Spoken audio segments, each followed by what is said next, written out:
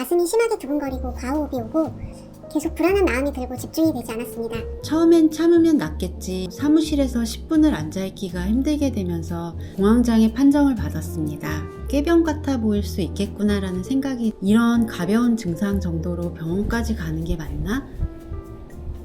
안녕하세요 여러분. 지난 영상에서 저의 휴직 일상에 대해서 보여드렸었는데요. 오늘은 직장인으로서 겪은 공황장애와 치료 이야기를 해볼까 합니다.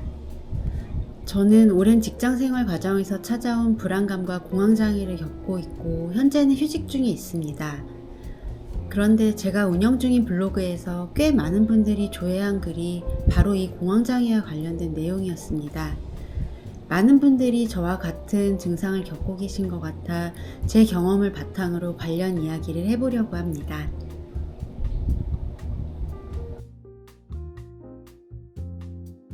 어느 날 갑자기 저에게 나타난 증상은 이랬습니다. 가슴이 심하게 두근거리고 과호흡이 오고 손끝 발끝이 계속 저릿한 증세가 시작됐고 계속 불안한 마음이 들고 집중이 되지 않았습니다. 그리고 평소에 되게 눈물이 없는 편인데 아무 일도 아닌데 느닷없이 눈물이 터지는 일이 있었습니다. 이 시기쯤 회사에서 인간관계로 인해서 힘든 일이 좀 있었는데요. 처음엔 참으면 낫겠지, 약 먹으면 낫겠지 하면서 청심환을 먹으면서 버텼었어요. 그런데 이런 증상이 점점 심해지고 사무실에서 10분을 앉아있기가 힘들게 되면서 남편의 권유로 병원을 찾게 되었습니다. 사실 정신건강의학과라는 곳이 낯선 곳이라 걱정을 했는데 문을 열고 들어가니 생각보다 많은 사람들이 있어서 어리둥절했어요. 그리고 그분들의 표정이나 상태가 너무 멀쩡해 보여서 내가 맞게 찾아왔나 싶은 마음도 들었습니다. 처음 가게 되면 어떤 말을 해야 할지 잘 떠오르지 않기 때문에 본인의 상황과 증상을 최대한 정확하게 전달할 수 있게 적어가는 것도 좋을 것 같습니다. 선생님과의 대화 검사를 통해서 저는 불안장애 그리고 공황장애 판정을 받았습니다. 과도한 스트레스가 원인이고 자율교감신경이 불균형해서 생기는 증상이라는 설명을 들었습니다. 약을 먹고 한 2주 정도 지났을 때 앞서 나타난 신체적 증상이 많이 진정되었는데요. 하지만 그 이후로도 2년 넘게 매일 약을 먹고 있고요. 마음의 병이라는 게 쉽게 낫기가 어렵고 조금 괜찮아졌다고 해서 갑자기 단약을 하면 안 된다고 하더라고요. 공황장애가 약을 먹는다고 금방 낫는 병이 아니기 때문에 지속적으로 병원을 다니기 시작했는데요. 제 증상을 계속 관찰하신 선생님께서 문제의 원인으로부터 벗어나 있는 것이 좋겠다면서 휴직을 권유하셨습니다. 처음엔 사실 휴직이 가능할까 싶었는데 어쩌면 이게 잠시 쉬어가라는 계시 같은 게 아닐까 하면서 선생님이 써주신 진단서를 회사에 제출했고 다행히도 회사에서 휴직을 받아들여 주어서 약 1년간의 휴식 기간을 갖게 되었습니다. 휴직 기간 동안 아무래도 문제의 직접적인 원인으로부터 떨어져 있으니 마음이 편안해지고 점점 증상이 많이 개선되는 것을 느꼈습니다. 그리고 쉬는 기간에도 병원을 빼먹지 않고 약도 꾸준히 잘 챙겨 먹었습니다.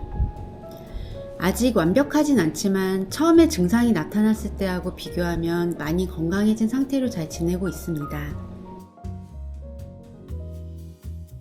진료는 5분에서 10분 정도밖에 안 돼서 많은 이야기를 할 수는 없지만 정신건강의학과의 장점은 우선 신체적으로 생긴 문제를 해결해 준다는 점이 좋은 것 같습니다. 만약 더 깊이 있는 상담이 필요하다면 상담 전문센터를 찾는 게 좋을 것 같고요. 그래도 몸이 괜찮아져야 마음도 괜찮아질 여지가 있다는 걸 병원에서 치료를 받으면서 깨닫게 되었고 또 같은 증상이 일어났을 때 내가 갈 수 있는 병원이 있고 먹을 수 있는 약이 있다는 생각만으로 안심이 될 때가 많았습니다. 그리고 길지 않은 시간이지만 선생님과 이야기를 하면서 내 이야기를 들어주는 사람이 있다는 게 큰 위로가 되었습니다.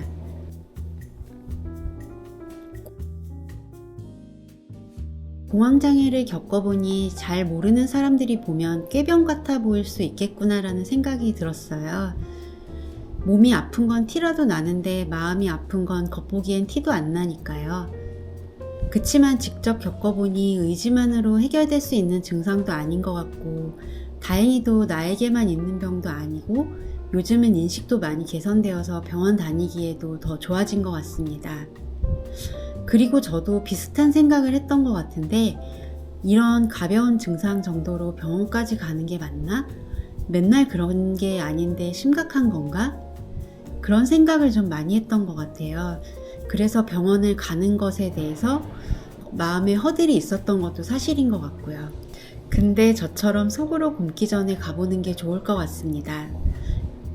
커피 3잔 정도 덜 마시고 영양제 먹으러 간다, 그런 생각으로요. 그러니 혹시라도 저와 비슷한 분들이 있다면 감기 치료하러 간다 생각하시고 가벼운 마음으로 접근해 보시면 좋을 것 같습니다. 저는 약을 점점 줄여가고 있는 단계이고 마음이 점점 좋아지고 있는 것도 느끼고 있습니다. 저의 이야기가 저와 비슷한 경험을 겪고 계신 분들께 도움이 되었으면 좋겠고 모두 건강하셨으면 좋겠습니다. 그럼 오늘도 영상 봐주셔서 감사드립니다.